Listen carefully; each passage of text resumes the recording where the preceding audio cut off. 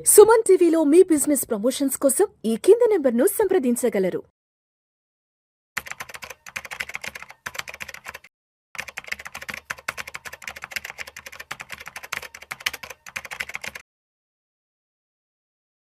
నమస్తే అండి, welcome to Suman TV. నేను విజయకర్ గారు.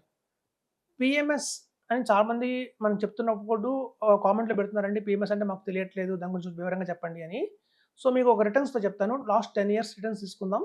PMS versus mutual funds. అయితే చూడండి, చాలా మందికి తెలుసు పిఎంఎస్ అనగానే మినిమంగా పెట్టాల్సింది ఎంత అంటే 50 lakhs. అంటే కనుక మనం 50 లక్షలు మినిమంగా ఫస్ట్ ఇన్వెస్ట్మెంట్ చేయాల్సి ఉంటుంది పిఎంఎస్లో. తర్వాత అక్కడ పిఎంఎస్లో ఉన్న ప్లస్ పాయింట్ ఏంటంటే ట్రాన్స్పరెన్సీ అనేది బాగా ఉంటుందండి. ట్రాన్స్పరెంట్‌గా ఉండేది ఏదైనా ప్రోడక్ట్, ఈక్విటీ ప్రోడక్ట్ ఏదైనా ఉంది మార్కెట్‌లో అంటే అది కేవలం పిఎంఎస్సే. సో పిఎంఎస్‌లో ఏమవుతుందంటే డీమ్యాట్ అకౌంట్ మీ పేరు మీద ఓపెన్ చేస్తారు. సో అలా మీ పేరు మీద డీమ్యాట్ అకౌంట్ ఓపెన్ చేసి స్టాక్స్ అన్నీ కూడా మీ పేరు మీద కొంటారు కాబట్టి డే 1 నుంచి ఆ ఓనర్‌షిప్ అనేది మీకొస్తుంది. మీరు చూడండి, అటు మ్యూచువల్ ఫండ్స్‌లో కానియండి, ఎస్ఐఎఫ్‌లో కానియండి, ఏఎఫ్‌లో కానియండి, అది పూల్ అమౌంట్. వాళ్ళు మన దగ్గర పూల్‌గా ఇండియా మొత్తం కలెక్ట్ చేస్తారు. కొన్ని స్టాక్ కొంటారు. ఆ స్టాక్స్‌కి ఒక ఓనర్‌షిప్ ఆ కంపెనీస్ దగ్గరే ఉంటుంది తప్ప మీకు కేవలం యూనిట్స్ ఇస్తారంతే. ఇప్పుడు చూడండి, మన దగ్గర స్టాక్స్ ఉన్నాయా అన్నంత మాత్రాన చాలా సార్లు ఆ స్టాక్స్ మీద మనకి అమాంతం డివిడెండ్ వస్తుంది. అలాగే స్టాక్స్ మీద మనకి బోనస్‌లు ఇస్తారు. కొన్ని స్ప్లిట్ అవుతుంటాయి. 1:3, 1:4 అలా అంటుంటారు. అలాంటి షేర్‌లన్నీ కూడా మనం కనుక మ్యూచువల్ ఫండ్స్ ఫార్మ్‌లో ఉంటే మనకి నిజంగానే అంత బెనిఫిట్ వచ్చిందా? లేకపోతే మధ్యలో ఏదన్నా అవకతవకలు జరిగాయనో చెప్పలేము. ఈవెన్ చూడండి, చాలా మ్యూచువల్ ఫండ్ కంపెనీస్ డివిడెండ్స్ వస్తుంటాయి. ఆ డివిడెండ్స్ వాళ్ళు సక్రమంగా చేస్తున్నారా లేదా అనేది సెబీ చూస్తూ ఉంటుంది. సెబీ చూసి ఫైన్ చేసిన తర్వాత ఇక్కడేదో గలంతు జరిగింది అన్నప్పుడు సెబీ వాళ్ళ పేరు మీద హ్యూజ్‌గా పెనాల్టీ ఏస్తుంది. చాలా ఫండ్ హౌసెస్ మీద గతంలో కొన్ని కోట్ల పెనాల్టీలయితే పడ్డాయి. కానీ వాళ్ళు అలా పెనాల్టీ కట్టిన వల్ల ఇన్వెస్టర్‌కి ఏం లాభం? ఇన్వెస్టర్‌కి నష్టం జరిగింది. సో దానివల్ల ఇన్వెస్టర్‌కి వచ్చిన బెనిఫిట్ అయితే లేదు. అదే పిఎంఎస్‌లో అయితే ఇట్లాంటి ప్రాబ్లమ్స్‌కి అసలు చెక్ పెట్టేయొచ్చు. ఎందుకంటే పూర్తిగా ఓనర్‌షిప్ మీ దగ్గరే ఉంటుంది. ఎంత డివిడెండ్ వచ్చింది, అంత డివిడెండ్ మళ్ళీ ఆ డివిడెండ్ వచ్చిన డివిడెండ్‌తో మళ్ళీ ఆ స్టాక్స్ మీకు కొన్నారా లేదా? ఒకవేళ బోనస్ వస్తే కనుక ఆ షేర్‌లు మీకు యాడ్ అయ్యాయా లేవా? అవన్నీ మీరు కళ్ళ కట్టినట్టు చూసుకోవచ్చండి. ఇంత ట్రాన్స్‌పరెన్సీ ఉన్న ఫండ్ ఏదైనా ఉంది ఇండియాలో అంటే అది పిఎంఎస్సే. సో కాబట్టి పిఎంఎస్‌లో అదొక ప్లస్ పాయింట్ ఉంది చాలా. మనకి ఇలాంటి ప్లస్ పాయింట్ మనకి మైనస్ పాయింట్స్ చాలా ఉన్నాయి అదర్ ఫండ్స్‌లో. ఇప్పుడు చూడండి, పిఎంఎస్‌లో కనుక 10 ఇయర్స్ బ్యాక్ కంపారిజన్ చెప్తాను. 10 ఇయర్స్ అంటే కనుక చూడండి, ఇక్కడి నుంచి మనం 2026లో ఉన్నాం. జూన్ 2016లో కనుక ఒక పిఎంఎస్‌లో కనుక ఇన్వెస్ట్‌మెంట్ చేసుంటే 50 లాక్స్, అది అమాంతం ఇవాళ 3 crore అయిందండి. 3 crores అయింది. సో 3 కోట్లు అయింది కాబట్టి మనకి ప్రూఫ్ ఉంది అలా అయినట్టు కూడా. సో అది ఒక మంచి పిఎంఎస్. సో మనం గనక సపోజ్ అదే టైమ్ ఫ్రేమ్‌లో 2016 ఆ టైంలో కనుక రాండమ్‌గా ఒక మ్యూచువల్ ఫండ్స్‌లో ఇన్వెస్ట్‌మెంట్ చేసుంటే కనుక అదే 50 లాక్స్ కనుక తీసి ఒక కొంత లార్జ్ క్యాప్, కొంత మిడ్ క్యాప్, కొంత ఫ్లెక్సీ క్యాప్, కొంత మల్టీ క్యాప్ ఇట్లా రకరకాలుగా ఇన్వెస్ట్‌మెంట్ చేసి వాటి మీద కనుక 15% సిఏజీఆర్ కనుక తెచ్చుకోగలిగితే ఇవాళ దగ్గర దగ్గర చూస్తే అది 2 సీఆర్ఏ అయిందండి. అంటే చూస్తే మీకు మ్యూచువల్ ఫండ్స్‌లో పెడితేనేమో వచ్చింది 2 సీఆర్. అదే పిఎంఎస్‌లో పెట్టడం వల్ల వచ్చింది 3 సీఆర్. దగ్గర దగ్గర ₹1,00,00,000 లాభం అయితే వచ్చింది. ఇక చూడండి, చాలామంది అనుకునే భ్రమ ఏంటంటే ఎక్స్‌పెన్స్ రేషియో ఎక్కువ కదా అంటారు. మ్యూచువల్ ఫండ్స్‌లో చూస్తే ఎక్స్‌పెన్స్ రేషియో 0.95, 0.9%, 1.25% అలాగే తక్కువ ఉంటుంది ఎక్స్‌పెన్స్ రేషియో. వేరాజ్ పిఎంఎస్‌లో మనకి 2.5% ఎక్స్‌పెన్స్ రేషియో ఉంటుంది అనుకుంటారు. కానీ ఇక్కడ చూడండి, రిటర్న్స్ ఏవైతే ఉంటాయో అంటే పిఎంఎస్‌లో 20% రిటర్న్ అని చెప్పినా, మ్యూచువల్ ఫండ్స్‌లో 15% రిటర్న్ అని చెప్పినా, ఈ రిటర్న్స్ అన్నీ కూడా ఆఫ్టర్ ఎక్స్‌పెన్సెస్ అంటే ఎక్స్‌పెన్సెస్ తీసేసిన తర్వాత వచ్చే రిటర్నే ఇదండి.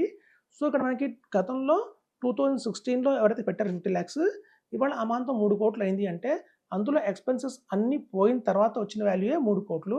అలాగే మన మ్యూచువల్ ఫండ్స్‌లో ఆ పెట్టిన 50 లక్షలు కూడా large cap, mid cap, small cap, flexi cap, multi cap, balance advantage fund ఇలా రకరకాలుగా పెట్టిన అన్ని రకాల ఫండ్స్‌కి ఎక్స్‌పెన్స్ రేషియో అంతా పోయిన తర్వాత వచ్చిందే 2 కోట్లు. సో ఎక్స్‌పెన్సెస్ పోయిన తర్వాత వచ్చిన 2 కోట్లు, పిఎంఎస్‌లో ఎక్స్‌పెన్సెస్ పోయిన తర్వాత వచ్చింది 3 కోట్లు. కాబట్టి మీకు నికరంగా 1 crore ప్రాఫిట్ అయితే వచ్చిందండి. టాక్స్ రెండిటి మీద కట్టుకోవాల్సిందే. ఇక్కడ 2 కోట్ల మీద మనం 12.5% టాక్స్ కడతాము. పిఎంఎస్‌లో 3 కోట్ల మీద 12.5% టాక్స్ కడతాము. టాక్స్ విషయంలో డిఫరెన్స్ ఏంటంటే 3 కోట్ల మీద కట్టే 12.5% ఏదైతే ఉంటుందో పీరియాడికల్‌గా కడుతూ ఉంటాము. ఒకేసారి కట్టకుండా year on year every year 1,00,000, 1,00,000, 1,00,000, 1,00,000 కట్టుకుంటూ వచ్చామనుకోండి ఫర్ ఎగ్జాంపుల్. అదే మ్యూచువల్ ఫండ్స్‌లో ఏంటంటే ఒకేసారి 12 లాక్స్ కడతామండి. డిఫరెన్స్ అంతే. మీరు ఒకేసారి 12 లాక్స్ కడతారా? లేదా ఆ 12 లాక్స్‌ని ఎవ్రీ ఇయర్ 1,00,000, 1,00,000, 1,00,000 కడతారా అనేది మాత్రమే డిఫరెన్స్ ఉంటుంది. సో కాబట్టి అది బాగా గ్రహించండి. టాక్సేషన్ కూడా మనకి సులభంగా పీఎంఎస్‌లోనే ఉంటుందని చెప్తున్నాను. ప్రతిసారి కూడా మనం 1,25,000 ఎగ్జంప్షన్ అనేది ప్రతి ఇయర్ తీసుకోవచ్చు పీఎంఎస్‌లో. కానీ మ్యూచువల్ ఫండ్స్‌లో మనం ఒకేసారి అమ్ముతాం కాబట్టి లాస్ట్‌లో అప్పుడు ఒకసారి ఇయర్‌కి మాత్రం 1,25,000 ప్రాఫిట్ అనేది ఎగ్జంప్షన్ అనేది వస్తుంది. సో అలా చూస్తే కూడా టాక్సేషన్ పరంగా పీఎంఎస్ బెటర్ అని చెప్పొచ్చు. ఇంకా పోతే కనుక సపోజ్ మేము ఒక ర్యాండమ్‌గా ఇంకోటి చేసాము. సో ఒక కామన్ మ్యాన్ లాగా అంటే ఇందులో ఎటువంటి నాలెడ్జ్ లేకుండా వాళ్ళు కొంత 50 లాక్స్‌ని కొంత ఇండెక్స్ ఫండ్‌లోను, కొంత ఈటీఎఫ్‌లోను, కొంత ఎఫ్ఓఎఫ్ ఫండ్ ఆఫ్ ఫండ్‌లోను, కొంత ఫారెన్ ఫండ్‌లోను రకరకాలుగా పెట్టుకొని వాళ్ళకంత నాలెడ్జ్ లేదు కాబట్టి వాళ్ళకి 2,00,00,000 వచ్చింది. ఒకవేళ కనుక ఒక ఎక్స్‌పర్ట్ ఉంటే మ్యూచువల్ ఫండ్స్‌లో కనుక ఆయన కనుక ఒక మంచి టాప్ 5 ఫండ్స్ తీసుకొనుంటే అంటే ఇండియాలో ఉన్న బెస్ట్ మిడ్ క్యాప్, ఇండియాలో ఉన్న బెస్ట్ స్మాల్ క్యాప్, ఇండియాలో ఉన్న బెస్ట్ ఫ్లెక్సీ క్యాప్ అన్నిట్లోనూ అసలు ఎప్పుడు జరగదండి ఇట్లా. కానీ మేము ఒక క్రాస్ చెక్ చేసాం. ఒకవేళ బై ఛాన్స్ కనుక వాళ్ళన్నిట్లో టాప్ ఫండ్స్‌లో వేసుంటే కనుక ఆయనకొచ్చిన రిటర్న్ ఎంత అంటే 2,50,00,000 వచ్చింది. సో అలా చూస్తున్నా కూడా 50,00,000 అత్యధికంగా మనకి పీఎంఎస్‌లోనే వచ్చింది. సో కాబట్టి అదండి పీఎంఎస్ అనేది పోర్ట్‌ఫోలియో మేనేజ్‌మెంట్ సర్వీసెస్. ఇందులో కూడా చాలా వెరైటీస్ ఉంటాయి. ఇండియాలో దగ్గర దగ్గర 256 పీఎంఎస్‌లు అయితే ఉన్నాయి. సో అందులో కూడా మా రోల్ ఏంటంటే ఫిల్టర్ చేసేసి బెస్ట్ ఆఫ్ బెస్ట్ ఒక 10 తీసుకుంటాం పీఎంఎస్‌లు. ఆ 10 పీఎంఎస్‌లో కూడా కొన్ని కన్జర్వేటివ్ పీఎంఎస్‌లు ఉంటాయి, కొన్ని అగ్రెసివ్ పీఎంఎస్‌లు ఉంటాయి, కొన్ని మోడరేట్ పీఎంఎస్‌లు ఉంటాయి. సో మన దగ్గర వచ్చిన ఇన్వెస్టర్‌ని స్టడీ చేసి వాళ్ళ రిక్వైర్మెంట్‌ని అర్థం చేసుకొని ఈ కేటగిరీకి ఇట్లా వీళ్ళకి కన్జర్వేటివ్ పీఎంఎస్ ఇవ్వాలా? లేక మోడరేట్ పీఎంఎస్ ఇవ్వాలా? లేకపోతే అగ్రెసివ్ పీఎంఎస్ ఇవ్వాలా మేము డిసైడ్ చేస్తాము.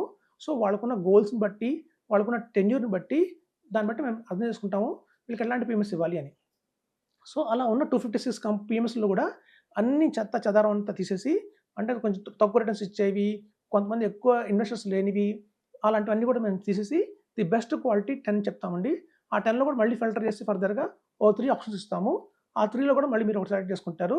సో ఇన్ని పారామీటర్స్‌లో మనకి డివైడ్ అవుతుంది కాబట్టి, ఫిల్టర్ అవుతుంది కాబట్టి మీరు అల్టిమేట్‌గా మీరు తీసుకుంటే పీఎంఎస్ ఏదైతే ఉంటుందో అది ఎక్స్ట్రార్డినరీగానే ఉంటుంది.